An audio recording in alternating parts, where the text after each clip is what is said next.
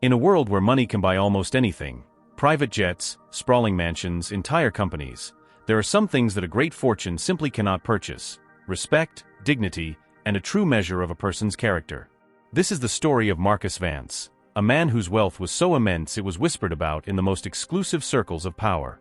He was a self-made millionaire, the CEO of one of the world's most innovative tech firms, yet on this particular day, none of that seemed to matter. He was flying from New York to San Francisco for a conference that could change the future of his industry. He had booked the most expensive seat on the plane, the VIP seat, not for the luxury, but for the privacy it afforded him to prepare. He valued his time more than any amount of money could represent. As the final passengers boarded, a flight attendant with a practiced but cold smile approached him. Her eyes scanned his simple, unadorned attire, lingering for a moment too long on his worn leather-bound book before looking at his ticket. "Sir, I believe there might be a mistake. This seat is reserved." Marcus slowly lowered his book, his calm gaze meeting hers.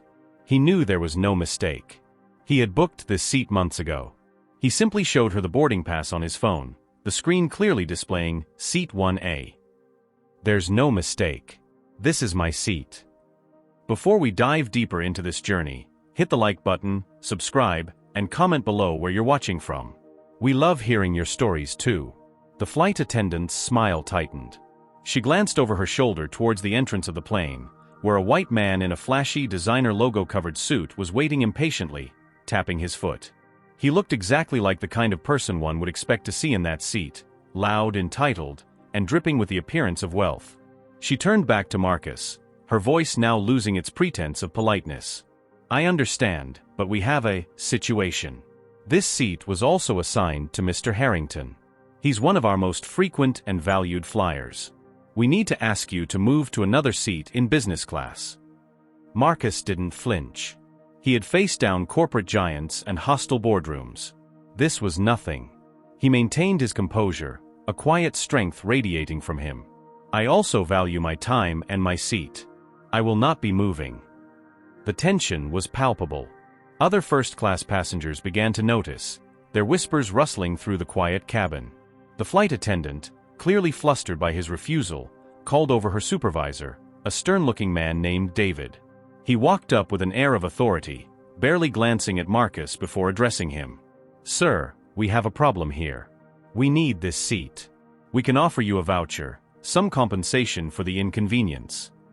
Marcus looked from the supervisor to the impatient Mr. Harrington, who was now smirking, as if he had already won. He saw the judgment in their eyes, the assumption that he, a black man in simple clothes, couldn't possibly belong here. They didn't see a CEO, a titan of industry. They saw someone who was out of place. And in that moment, Marcus realized this was no longer about a seat. It was about something much deeper. He knew he could create a scene, reveal his identity, and watch them crumble in embarrassment. But what would that solve? He had a better idea. A much, much better idea. What if the problem wasn't the flight attendant, or the supervisor, or even Mr. Harrington? What if the problem was the entire system they represented? A quiet, dangerous thought began to form in his mind. He looked at the supervisor, a flicker of something unreadable in his eyes. He was about to do something no one could ever predict. What was he planning? With the eyes of the entire first-class cabin on him, Marcus slowly closed his book. He took a calm, deliberate breath, and a faint, almost imperceptible smile touched his lips. The supervisor, David, crossed his arms, expecting a fight. Mr. Harrington huffed impatiently. The flight attendant, Karen, looked ready to call security. But Marcus did the last thing any of them expected. He nodded. "All right. I'll move." The supervisor blinked, taken aback. Mr. Harrington's smirk widened into a triumphant grin as he swaggered toward the seat. Karen let out a sigh of relief, her professional smile returning instantly. She gestured toward the business class cabin. "Thank you for your understanding, sir. We have a lovely seat for you in row 12. But Marcus didn't move toward business class. Instead, he picked up his single understated briefcase and his worn book and turned in the opposite direction. He walked past the gawking first-class passengers, past the slightly confused business-class passengers, and kept walking. He didn't stop until he reached the very last row of the plane, right by the noise of the galley, and took an empty middle seat between two surprised-looking college students. He simply sat down, opened his book, and began to read as if this was his plan all along. The flight attendants exchanged bewildered glances. Why would a man who paid for a VIP seat, a seat worth a small fortune, voluntarily move to the worst seat on the plane? They shrugged it off as a strange, silent protest. The man was eccentric, perhaps. The problem was solved. Or so they thought. As the plane leveled off at 30,000 feet, Marcus pulled out his phone. He wasn't checking emails or reading the news. He was composing a single, carefully worded text message. The recipient was a name that struck fear and respect into the hearts of Wall Street's biggest players, Eleanor Vance. His sister, the COO of his company, and the most ruthless, efficient executive he knew. The message was simple. Eleanor, I need you to do something for me. Effective immediately, I want you to initiate a full buyout of Aura Airlines. Every last share. Use the Emergency Acquisition Fund. I don't care about the cost. I want to own this entire airline by the time we land. A reply came back in seconds. Consider it done. Problems? Marcus typed back, a cold fire in his eyes. Just a small customer service issue I've decided to handle personally.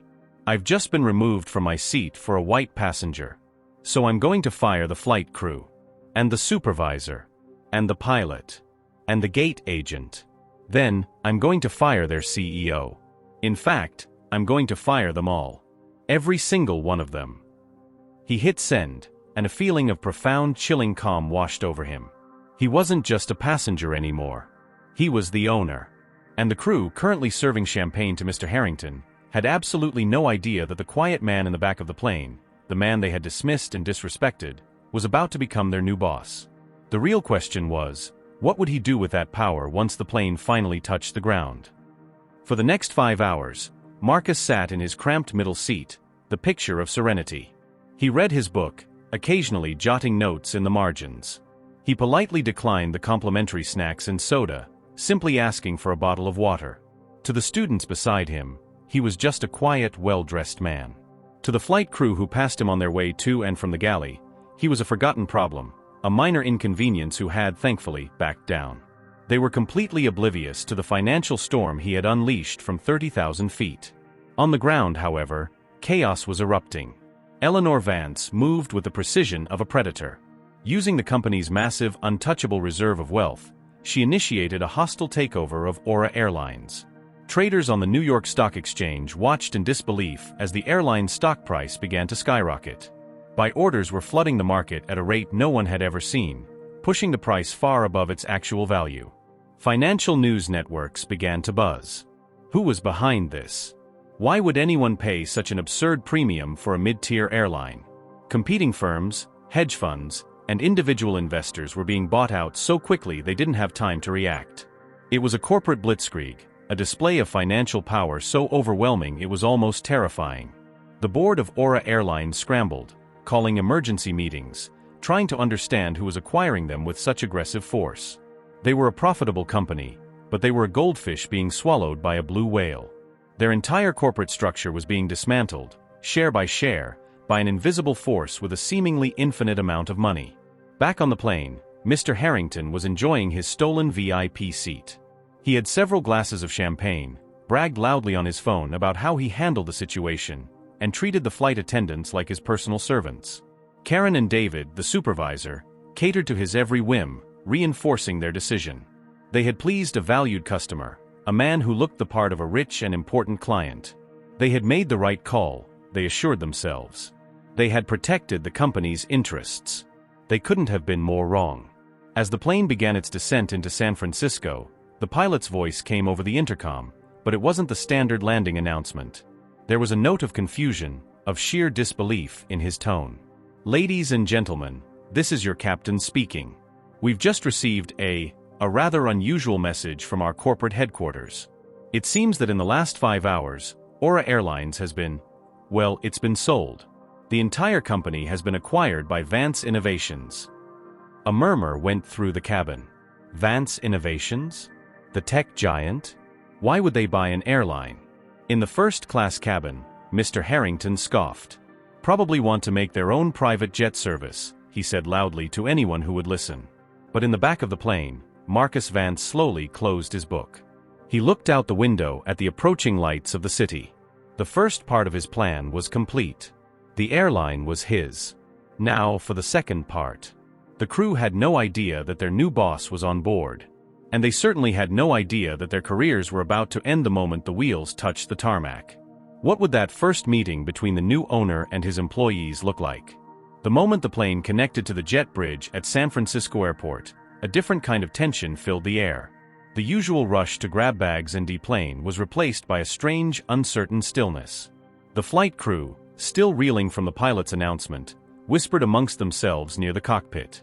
The news of the acquisition was so sudden, so bizarre, that it felt unreal. They were now employees of Vance Innovations, a company known for its ruthless efficiency and for making swift, drastic changes. Their futures, which had seemed so secure just hours ago, were now completely unknown. Mr. Harrington, however, was unfazed. He was the first one on his feet, grabbing his designer carry-on from the overhead bin, eager to be the first one off the plane. He pushed past Karen, the flight attendant, with a dismissive grunt. As the cabin door opened, however, no one moved. Standing in the doorway were not the usual gate agents. Instead, two men in sharp, dark suits stood like sentinels, their expressions unreadable. Beside them was a woman who radiated an aura of pure, undiluted authority. This was Eleanor Vance. She had flown in on a private jet from New York and beaten Marcus's commercial flight to the gate. Her eyes, sharp and intelligent, scanned the first-class cabin, passing over the confused faces until they landed on the back of the plane. A flicker of a smile touched her lips as she saw her brother Marcus, slowly making his way up the aisle. The passengers began to murmur, their confusion turning to awe. They recognized Eleanor Vance from the covers of business magazines. What was she doing here? Why was she meeting this specific flight? Mr. Harrington, annoyed by the delay, tried to push his way forward. "Excuse me, I have a meeting to get to. I'm a very important client." Eleanor's gaze shifted to him, and it was like being hit by a blast of Arctic air. Her voice was quiet, but it cut through the cabin noise like a razor. "No one is leaving this aircraft. And you," she said, her eyes locking onto his, "are not a client of ours. You are a liability. Sit down."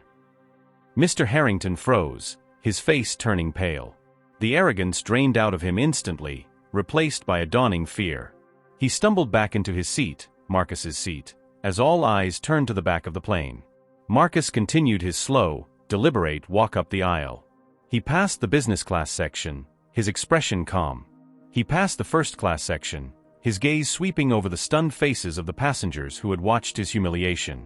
Finally, he reached the front. He stopped and stood beside his sister, turning to face the crew. Karen, David, and the pilot stared at him, their minds struggling to connect the dots. The quiet man from the back of the plane, standing next to Eleanor Vance, the new owner. The realization hit them like a physical blow. David, the supervisor, was the first to speak, his voice trembling. "Sir. Mr. Vance. I had no idea." Marcus looked at him, his face devoid of anger, which was somehow more terrifying. He wasn't emotional. He was decisive. This wasn't about revenge, it was about a standard. A standard they had failed to meet. "That's precisely the problem," Marcus said, his voice calm and steady, yet carrying the weight of an entire corporation. "You had no idea. You made a judgment based on what you saw, not what you knew. You assumed the man with the flashy suit and the loud voice had more wealth, more value, than the man with a simple coat and a book. You weren't just wrong. You were negligent." He then turned his gaze to Karen, whose face had gone ashen. "You work for an airline. Your job isn't just to serve drinks. It's to ensure the safety and respect of every single passenger. You failed." He paused, letting the weight of his words sink in. The entire plane was silent, holding its breath. They all knew something monumental was about to happen. But what? Would he accept their apologies? Would he make an example of them? The power he held in that moment was absolute. What would justice, according to a man who had just bought an entire airline to make a point, look like? Marcus let the silence hang in the air, a heavy blanket of accountability settling over the crew. David the supervisor opened his mouth to offer a torrent of excuses, apologies, anything to salvage the situation, but Eleanor cut him off with a single sharp glance. This was her brother's stage. Marcus's gaze then shifted from the terrified crew to Mr. Harrington, who was trying to shrink into the luxurious leather of the VIP seat. "And you," Marcus said, his voice even. "You saw an opportunity to assert your privilege. You assumed your needs, your comfort, were more important than another person's. You didn't see a fellow passenger, you saw an obstacle to be removed. Tell me, Mr. Harrington, what is it you do for a living? What business are you in that makes you so important?" Mr. Harrington stammered, his bravado completely gone. I'm in real estate. High-end properties. For rich clients." Marcus nodded slowly, a thoughtful expression on his face. Real estate. An industry built on foundations. On structure. On value. He took a step closer, his voice dropping slightly, forcing everyone to lean in to hear. "I, too, am in a business built on foundations. The foundation of my company, the source of my entire fortune, is built on a simple principle: innovation comes from everywhere. Talent has no dress code. Worth has no skin color. We hire the best minds, regardless of their background, their appearance, or their bank account. We don't look at the suit, we look at the person inside it. It's a principle you and this crew seem to have forgotten." He turned his attention back to the flight crew. "I didn't buy this airline to add it to my portfolio. I didn't do it for the money. I did it because I saw a rot in the foundation. A culture that judges a person's worth by the shine on their shoes. And I am going to tear that culture down and rebuild it from scratch." He looked at David. "You're fired." He looked at Karen. "You're fired." He looked towards the cockpit. The pilots who were aware of this and did nothing? Fired. He looked at the gate agents who had let it happen. Fired. The words were delivered not with anger, but with the cold, hard finality of a surgeon removing a disease. It was swift, brutal, and absolute. Then, he did something that shocked everyone, most of all his sister Eleanor. He turned to the rest of the stunned flight attendants, the ones who had been working in business and economy class, who had watched the confrontation with wide, fearful eyes. "The rest of you," he began, and they all flinched, expecting the same fate. "You have a choice. You can walk off this plane right now with a generous severance package and find a job at another airline. Or, you can stay. You can stay and be part of something new. You can help me build an airline where respect is our only class of service. Where every passenger is treated with the dignity they deserve, whether they're a millionaire in seat 1A or a student in 32B. But I warn you, it will be the hardest work you've ever done. We will retrain everyone. We will rewrite every policy. We will become the gold standard, not for luxury, but for humanity." He stood there, offering not just a job, but a mission. It was an unbelievable proposition, born from a moment of profound disrespect.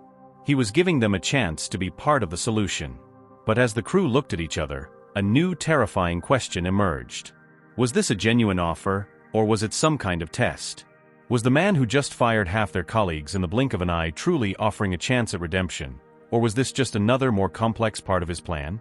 Their careers, their very futures, hung on the answer they would give. What would they choose? A heavy silence descended upon the cabin, thick with disbelief and fear. The remaining flight attendants looked at each other, their faces a mixture of shock and dawning hope. They had just witnessed a corporate execution. The idea that the man responsible would then offer them a lifeline seemed impossible. Was it a trick? A test of loyalty from a new, unpredictable boss? One of the younger flight attendants, a woman named Maria who had been working in the economy section, took a hesitant step forward. Her hands were trembling, but her voice was clear. "Sir. Mr. Vance. What you're saying, do you really mean it? A chance to rebuild." Marcus turned his full attention to her, and for the first time the cold, decisive mask of the CEO softened, revealing the man beneath. He saw her genuine fear, but also the spark of integrity in her eyes. He saw someone who understood what was truly at stake. "I've never been more serious in my life," he replied, his voice resonating with a sincerity that was impossible to fake. "My entire fortune was built by seeing potential where others saw nothing. I look at you, and I don't see employees of a failed airline. I see the founding members of a new one. The pioneers of a new culture. But it requires a commitment. A real one. He then turned back to the disgraced Mr. Harrington, who was still frozen in his seat. As for you, Marcus said, his tone shifting back to business. Eleanor, I want you to find out everything about Mr. Harrington's real estate business. His partners, his lenders, his clients. I have a feeling that a man who treats people this way in public might have some irregularities in his professional life. Let's make sure the foundations of his business are as solid as he seems to think they are. Eleanor smiled, a thin, dangerous smile. I'm already on it, Marcus. His primary lender is a subsidiary of a bank we happen to own. I think his credit line is about to be put under a comprehensive review. The color drained completely from Mr. Harrington's face. In a single afternoon, he had lost his VIP seat, his dignity, and now, potentially his entire livelihood. His world was crumbling, all because he couldn't stand the sight of a black man sitting in a seat he felt entitled to. He had picked a fight with a quiet man reading a book, never imagining that man was a corporate titan with the power to move markets and ruin empires with a single text message. His personal prejudice was about to cost him his entire wealth as security, called by Eleanor, finally escorted a ghostly white Mr. Harrington off the plane. Marcus turned his attention back to the remaining crew. He saw the decision solidifying in their eyes. They had seen the consequence of failure, but they had also just been shown a glimpse of true, unwavering leadership. They had been offered a chance not just to save their jobs, but to be part of a cause. One by one, they began to nod. First Maria, then another, and another. A quiet consensus was forming. They would stay. They would accept his incredible, terrifying offer. They chose to believe in the man who had every right to discard them, but chose to empower them instead. But as the last crew member nodded in agreement, a new daunting reality set in. They had just pledged their loyalty to a revolution. Now came the hard part, actually fighting it. How do you change the culture of an entire airline overnight? Where would they even begin? The journey ahead would be far more challenging than a single flight across the country. The story of what happened on Aura Airlines Flight 257 became an industry legend overnight. As the other passengers were finally allowed to deplane, they did so in a stunned silence, whispering amongst themselves. They had boarded a routine flight and walked out of a corporate revolution. They had witnessed a quiet, unassuming man dismantle an entire power structure with nothing more than his principles and an unimaginable amount of wealth. The story spread like wildfire, first through the airport, then through social media, and finally, to every major news network. The tale of the black CEO who was kicked out of his seat and responded by buying the whole airline was everywhere. He was hailed as a hero, a modern-day icon of justice. But for Marcus Vance, this was never about public acclaim. It was about what happened after the cameras turned away. In the weeks that followed, Marcus and his new hand-picked team worked relentlessly. He was true to his word. He didn't just sit in a distant corporate office. He was on the ground, in the hangars, in the training rooms. He brought in the best diversity and inclusion consultants in the world, not for sterile presentations, but for real, honest conversations. He sat with the flight attendants, the gate agents, the baggage handlers, and the mechanics. He listened to their stories, their frustrations, their ideas. He learned that the culture of prejudice that had targeted him was just the tip of the iceberg. It ran deep, affecting countless employees and passengers in ways both big and small. Together, they didn't just rewrite the company's policy manual, they redefined its soul. The new airline, which they renamed Vance Meridian, became a testament to his vision. The new company motto, displayed inside every aircraft, was simple: dignity is our destination. Their new first class was not defined by the price of the champagne, but by the quality of the human interaction. Their training program became the most rigorous in the industry, focusing not on identifying rich customers, but on recognizing the inherent worth of every single person. The story of that fateful flight became the centerpiece of their training, a powerful, permanent reminder of what happens when a company loses its moral compass. Maria, the young flight attendant who had spoken up first, was promoted to head of in-flight services, tasked with ensuring that such an incident would never ever happen again. Months later, Marcus was on a Vance Meridian flight, sitting not in seat 1A, but in an economy seat, talking to a young engineering student. He no longer needed the privacy of the front cabin, because he had created an environment of respect throughout the entire plane. As he looked around, he saw his vision made real. He saw a flight crew that operated with kindness and empathy. He saw passengers from all walks of life interacting with ease and comfort. He had used his immense fortune not to build a monument to himself, but to build a sanctuary of respect in the skies.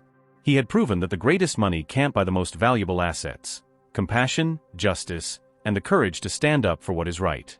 And in doing so, the quiet millionaire who was once deemed unworthy of his own seat had taught the entire world a lesson: that a person's true value is not measured by their wealth, but by the positive change they inspire in others. If this story touched your heart, don't forget to give this video a like, subscribe to our channel, share this video and tell us in the comments, what part of this journey moved you the most? There's another story waiting for you, and it might just change the way you see the world. Thank you so much for watching and see you soon.